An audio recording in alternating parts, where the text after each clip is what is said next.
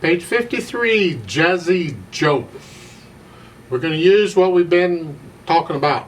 The 1 chord and the 5/7 chord, or the tonic chord, or the dominant 7th chord. Y'all know about those already. And then once you identify them here, you can do that on your own because it's pretty obvious. It's a 1 chord at the beginning, and the second line you have that, to 5/7. Third line, this. Well, that's still a chord. It's a broken chord. It's still a chord. All of that 1 chords, and then the 5/7. I want to talk about this piece because it's got something kind of interesting I want to talk about. At the beginning, 4/4 time. Start with the right hand. It's the rhythm. You said they're all quarter notes. 1, 2, 3.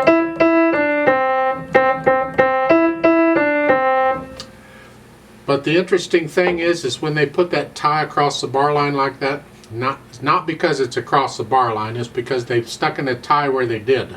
It throws it off a little bit. You're expecting a note at the beginning of each measure, more or less, and you don't get it. So it's, you're expecting that, it didn't come. It's called syncopation. We'll talk more about that in the future because it makes stuff fun. There's a lot of syncopation. There's been syncopation for hundreds of years. They've used it way back in the Middle Ages. They were using syncopation. They're just throwing off the beat a little bit, throwing you off a little bit. And that's what this is doing. 1, 2, 3, 4, tie, 2, 3. And it's all over here. And look at the third line down. It's saying 1, 2, 3, 1, tie, 2. 1, 2. It's all over here. I like that. Last line, last 2 measures. Look out. So it's 1, 2, 3, 4, 1, 2. And the left hand, 1, 2, 3, 4, 1, 2, 3. Put them, 1, 2. It's like, it throws you off. That's syncopation. You're playing a note when you don't expect to, or you're not playing a note when you do expect one. That's syncopation. That gives it that jazzy feel. Other than that, not a lot to say. That you ought to repeat sign at the end of the second line, so we play the first 2 lines twice. Okay. Dynamic wise, it starts out medium loud. That's the right hand. Keep the left hand soft. Third line down, it gets loud, and that's both hands. It's all melody until the last 2 measures. Then bring the left hand down. It's the right hand that has the melody there. It's pretty much legato throughout, except the very end, the last chord is staccato. And the third line down, going into the 4th line down, notice the right hand has to move because you've been in this C position. Now you got to come up to this C position. That's what the 1 with the circle means. It's telling you use the thumb, and by the way, your hand had to move. That's not really part of the music. The circle, that's something extra this book is using. Don't get confused. You're not going to be seeing that in music. You might see the 1, but you won't see the circle. So anytime in those measures prior to this, you just move up and have your hand there ready to go. Now be careful on the rests. Try and be accurate with the rests. I have problems with that sometimes. At the first line, look at the second measure. The left hand has a rest when the right hand plays that half note.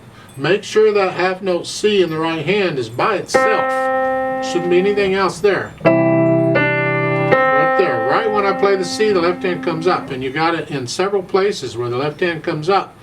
And that note in the right hand is by itself. Make sure you got the rest going. At the end, the last measure, both notes, when the left hand plays that last chord, the right hand comes up. So that chord is by itself, and it 1, 2, 3, and that's it. Try and be accurate. Once you get to know it, because there doesn't put in a lot of phrasing. I mean, there's phrasing in the last 2 lines. Okay, fine. Stick there. I should say slurs.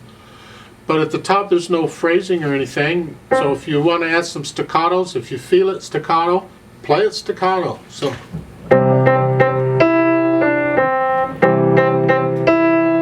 put in an accent on that. If you feel an accent, put that in. They didn't say you couldn't. So it's interpreting the music.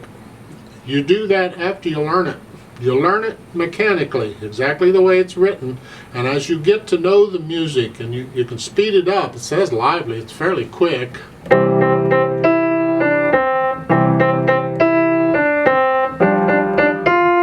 Then you can change the articulation and put in some accents and things if you feel them that way. So let's play this together slowly. I'll give us 4 counts. I'm not going to do it lively, I'm going to do it slowly. I'm not doing the dynamics. You can do the dynamic. I just want to check the notes and the rhythms. Make sure you have the notes and the rhythms correctly. The notes are not a problem. It's the rhythm that'll get you on this piece. So put your hands in C position. Here we go. 1, 2, ready, go. 1, 2, 3, 4.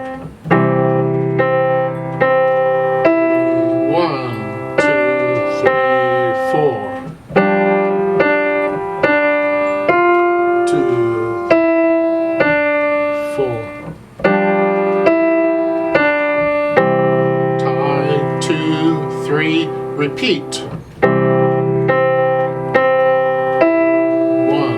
2, 3, 4.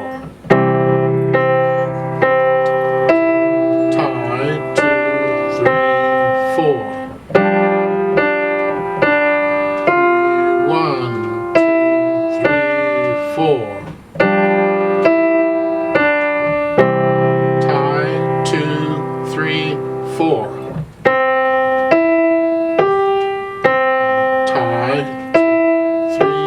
4.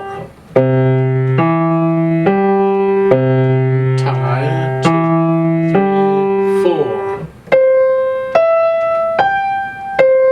Tie 2, 3, 4.